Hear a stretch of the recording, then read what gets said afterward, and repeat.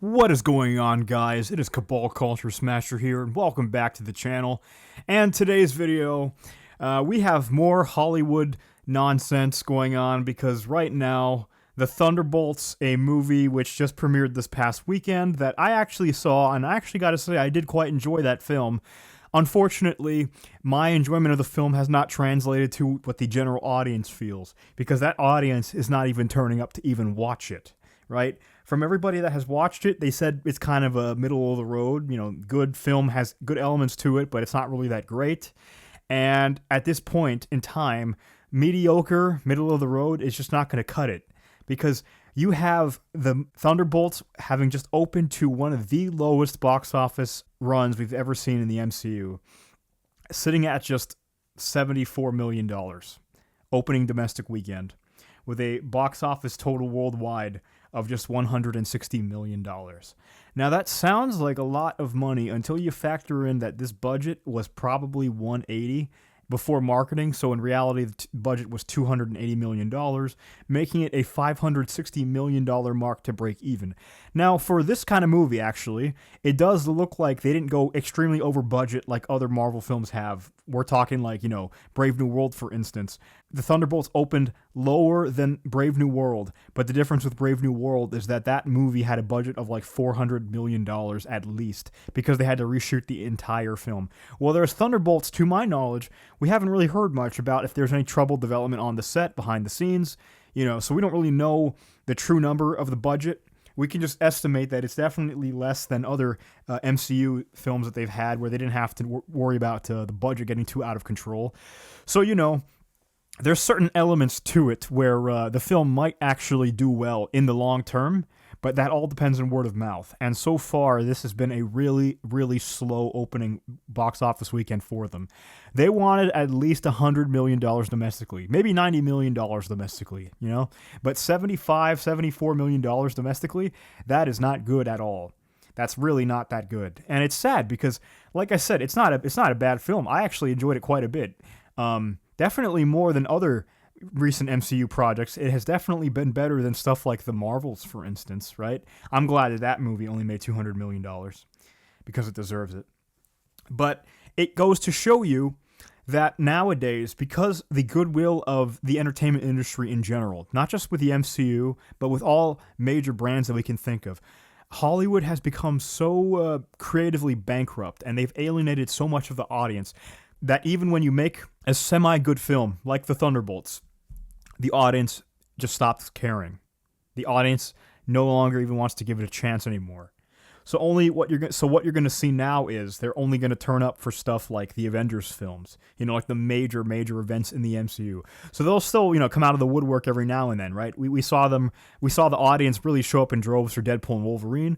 We saw the audience show up in droves for Spider-Man No Way Home. So only the big events of the MCU will probably be the ones now that perform well.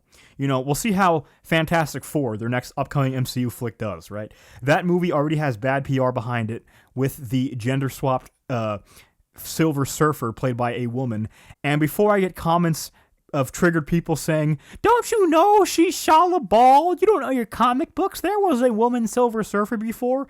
Yes, I'm aware. She was in like a few issues, and nobody knows about her. Pretty much, I'm sure that you didn't know about her either until this movie came out and you did your little Google research in order to try to own the chuds or something like that.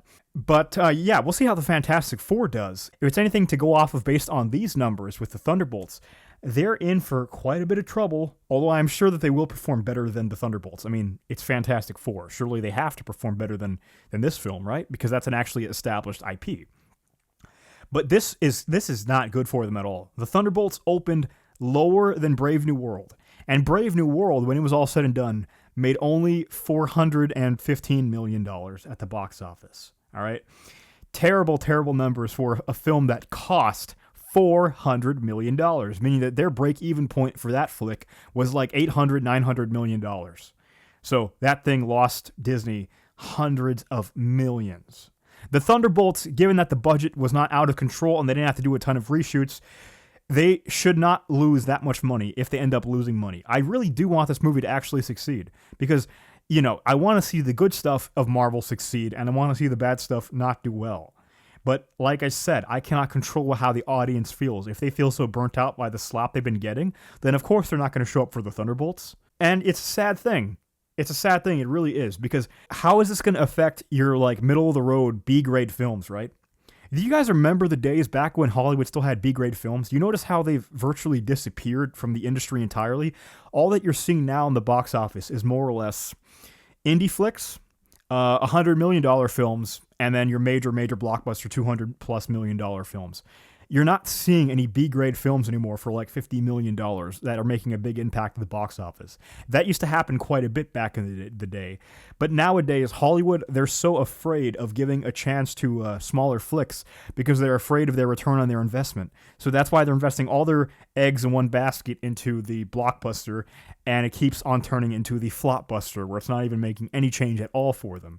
So, they need to get to work on that, or else they're really going to be in trouble, right? Because now, just yesterday, we had Donald Trump, President of the United States, said that he wants to impose a 100% tariff on all films being produced outside of the United States. And I can see that Hollywood are going to lose their freaking shit over that, all right? Because they already hate Trump enough as it is. This is just one more thing to hate him over. Now, there could be reasons for this, right? I could think of a few different reasons. For one thing, the UK, the United Kingdom, has been eating out of Hollywood's share. In terms of making films in the United States, they now prefer to actually shoot in the United Kingdom because of their tax rebates that they receive for shooting overseas. And other places in America that are outside of LA, like such as New York and Georgia, they want to do that same thing because they get the tax rebate there as well, but it's not as good as in the UK. And so Canada has also started to take notice of this as well. And so now you're seeing more and more projects being shot in like places like Vancouver, Toronto, those kinds of areas. And it's hurting the American film industry because you're not hiring as many people on American soil to work for these American films. You're now shooting American films in the United Kingdom, employing British employees, right? Employing British workers. So, that's good for the UK, and it's not very good for the United States. So by imposing this tariff, it might be an incentive for Hollywood to want to lower some of their budgets because they're spending an exorbitant amount of money on their films now. They're spending way too much, right? No film should cost more than $300 million tops, and even that's huge. Really, no film should be exceeding $240, $250 at most, including their marketing budget, okay?